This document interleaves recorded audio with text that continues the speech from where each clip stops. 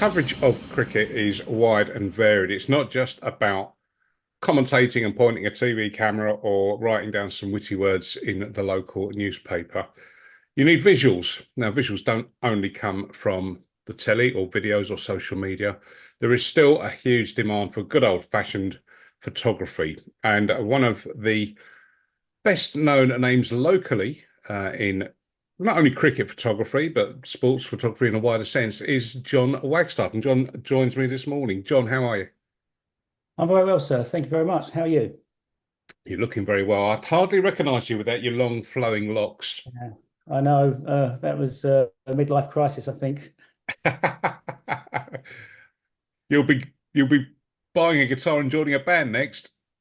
Funny you should say that. During lockdown, I did write an album, and it's actually live on Spotify. So yes, I've done that route as well. What is the, if people want to listen to it, what's the name? The album's called My Town, and the name that we go under is Jam Innovation. Innovation's been was the studio that we actually recorded it in. And J stands for John, and the M is Marcus, who is my guitar tutor and mentor. And it's one of those funny circumstance and sort of thing. So we Oh, couldn't have right. Jam, obviously, because the rock band from the 70s and 80s. So we just called it Jam Innovation. John and Marcus jamming together. Oh, amazing. I recommend everyone checks that out. So, Yeah. photography, how did you get into it in the first place?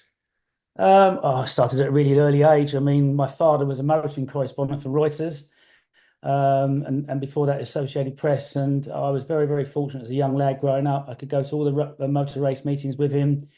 And when he wasn't using the camera, I'd pick it up and take photos. Back in the 70s and 80s, you could walk around with that with a little press guest pass and just snap away. And it was something that really interested me. I did actually want to go into journalism, but my father steered me away from it. But he always said that just remember one thing: every time you press that shutter, it's going to cost you 10 pence.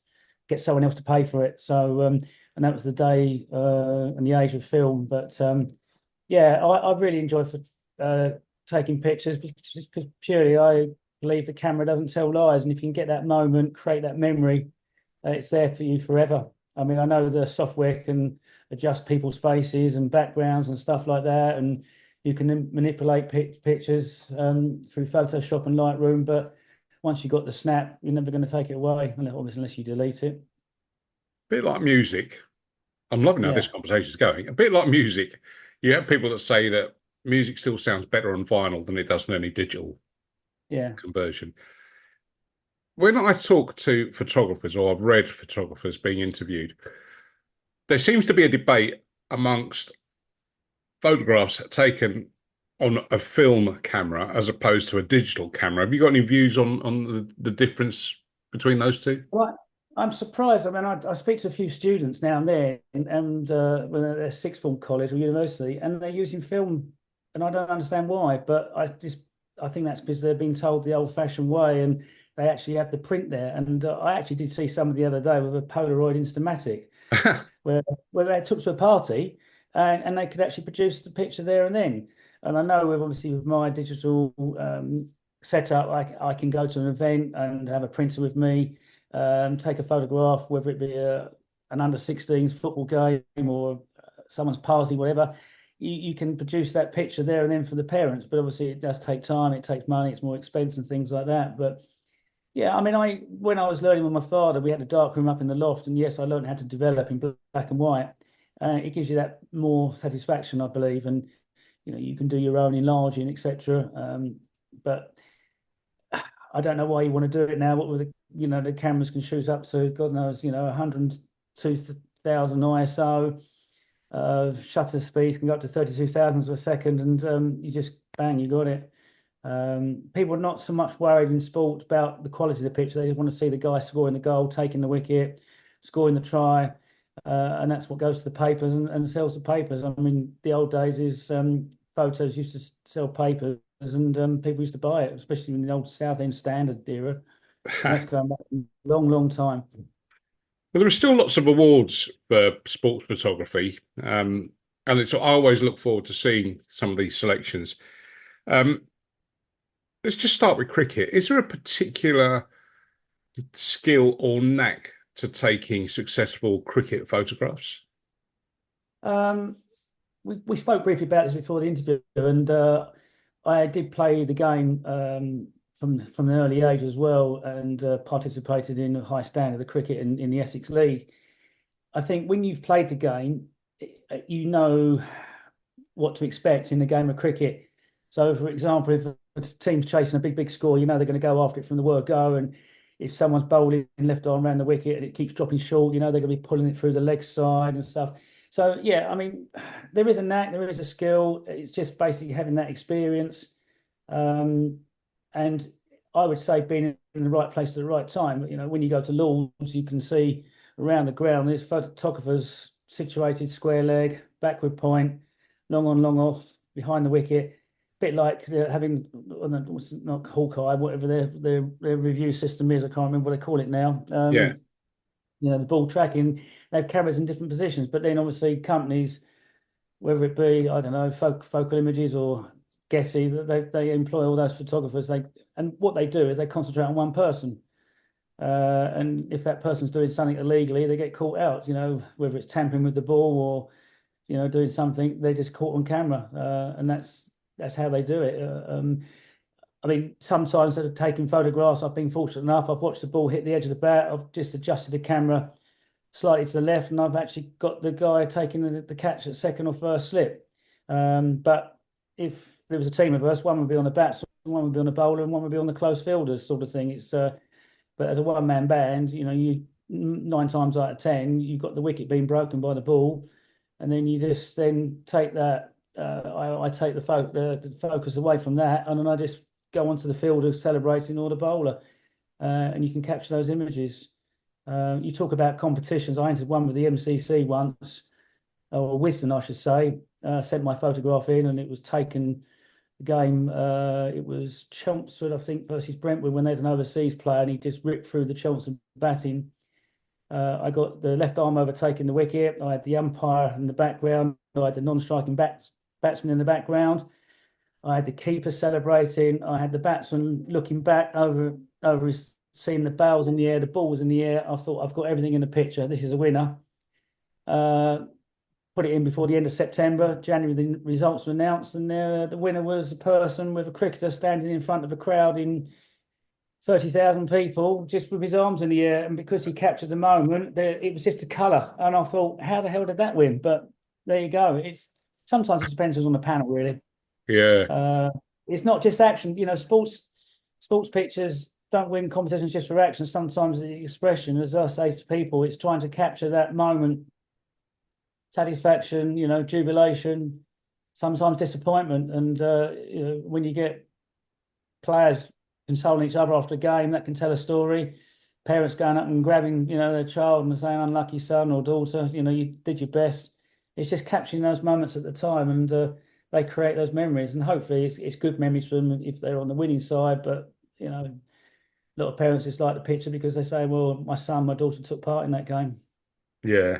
Do you have, when you're plotting up at a cricket match, do you have a go to a favoured position, or do you sort of wander around the boundary to try and get different angles or different perspectives? It all depends on the size of the ground. I mentioned Chelmsford Park. Chelmsford, I go down the far end away from the pavilion. But if it was someone like, excuse me, Hadley and Thundersea, which is quite a small ground, you can sort of situate yourself at mid wicket, and ground being a lot smaller with a long focal length, you can capture quite a lot, because it's not just the batsman. It's like if I see the batsman square up to square cut the ball and you've got the cover point in the background, I can go from the batsman straight to the cover point, and if it's in the air, you never know, you might capture that mid-air flight with the fielder. But normally 7 times out of 10, I'll go long on, long off. And again, if you go to Essex County Cricket Club, it's where you can sit mainly, you know. And Yeah. I would also go up the far end, shooting down the hill towards the river. Because also you have to take into consideration sometimes advertising hoardings, you know, because you want to create the atmosphere there, the crowd. If there's no one in the background, there's no point taking the pictures as far as I'm concerned. I mean, certainly at first class cricket. So you'd have a look around, or maybe go to the other side where you got the pavilion. So then not only can you take the action shots, you can have the batsman's coming down the steps. So you've got that, then you can shoot at the balcony. So yeah, you have to look at things. It's all about competition, but no favourite spots. It's just on the day, and also sometimes you're governed by the sun as well. You like to have the sun because natural light. If you can have the sun behind you, and it's brilliant. Yeah. So yeah, but And what sometimes about, I mean I went. Sorry. go on, go on. But then when you go to somewhere like Lords, you have to be you have a spot and you've got to sit there and that's it, sort of thing. You can't move around. Whereas you're at club cricket, you can move around the ground. What about your equipment? Do you have, given the speed of the ball, reactions, all the rest of it that's going on, do you have a standard, let's say, shutter speed or focal plane that you set up, Yeah, and that's or are yeah, you constantly fiddling with it? yeah. I won't mention brands, but I'll mention the actual model. I mean, it's I'll never shoot less than 2,000, 2,500 a second in cricket. Um, if it's really sunny day, I'll put it up to 4,000ths of a second. Um, I shoot at f4, which is obviously the depth of field. I mean, a lot of these lenses can be 2.8, where you're just concentrating solely on the batsman. But if you've got f4 or f5.6, you're not only getting the batsman in focus, you're getting the wicketkeeper in focus if he's standing up.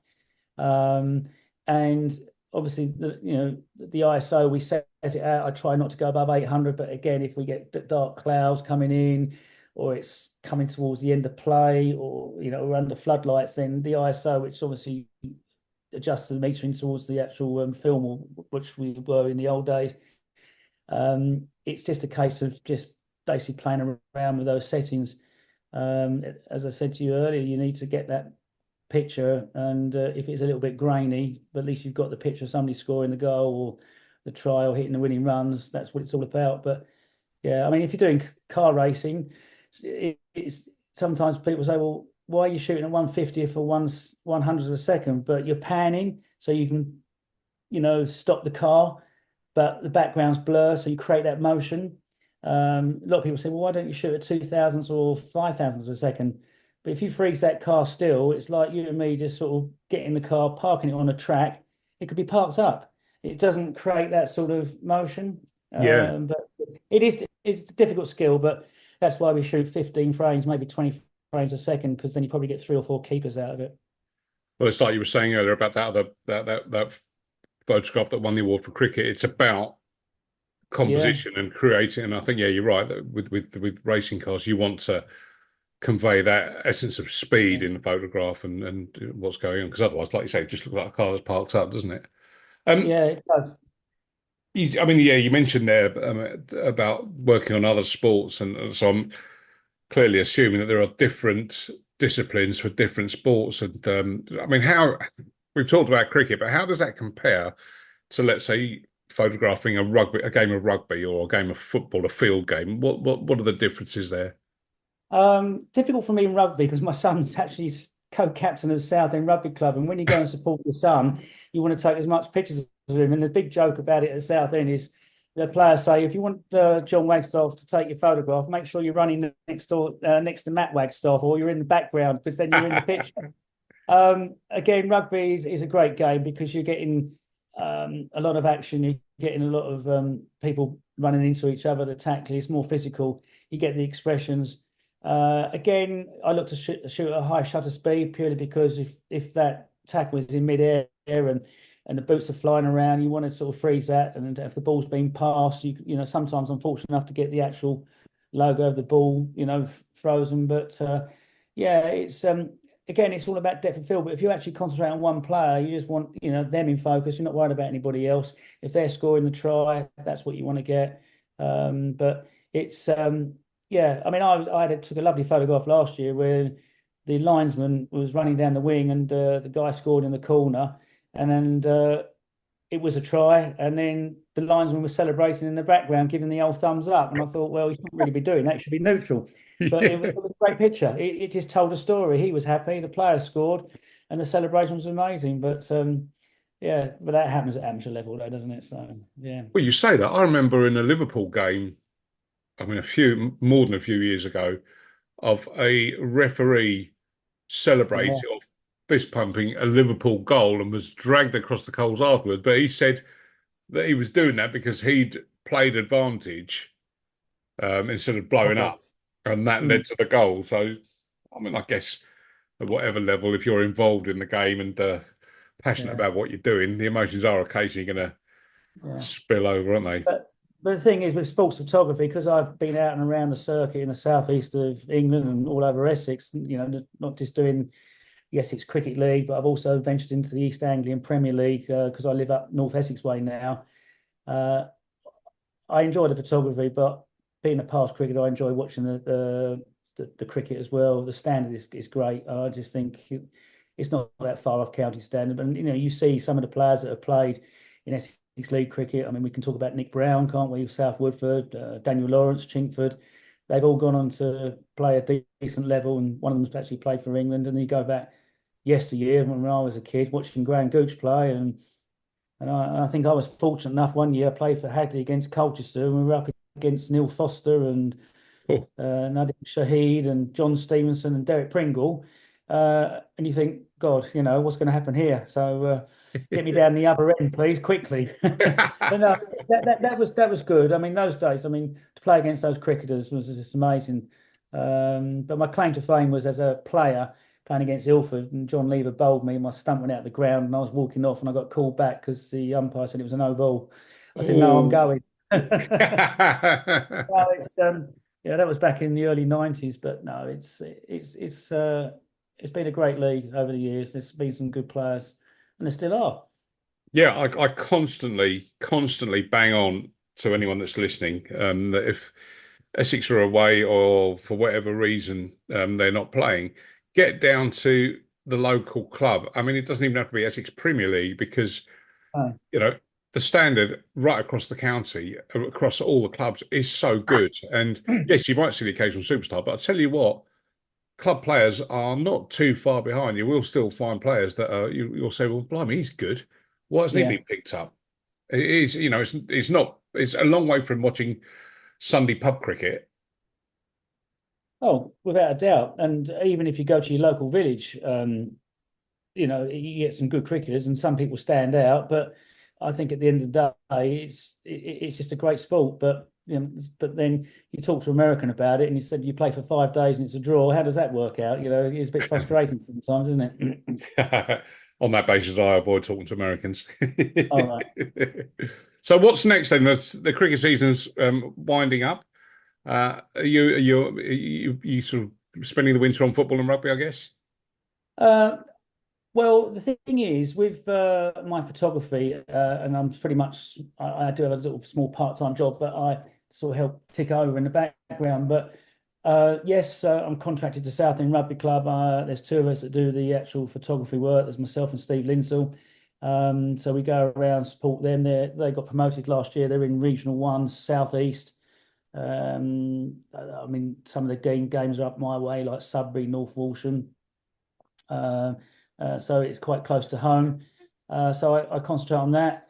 I'm doing a couple of games of football, but it's really my photography. Having met a lot of people around the sporting circuit, people say, "Oh, do you do events? Do you do weddings?" Well, I don't do weddings, but I do events, and I say I don't do weddings. I second shoot weddings. I help people out.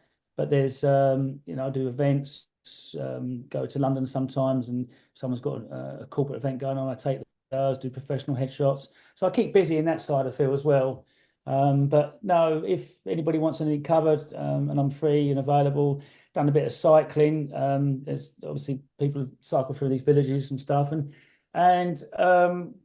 commissions. There's people out there that want photographs taken of their cars driving through villages on their bikes. I set up the cameras, and they say, "Oh, can you do this, this, and this?" And I say, "Yeah, fine." They want to show off their old vintage car, great. So yeah, and that's also it's very interesting as well to meet these people, I bet. and discuss their hobbies as well. So, have you got a website that people can go and check out all your work? Yeah, it's jonwagstaffphotography.co.uk, and that's John spelt Jon.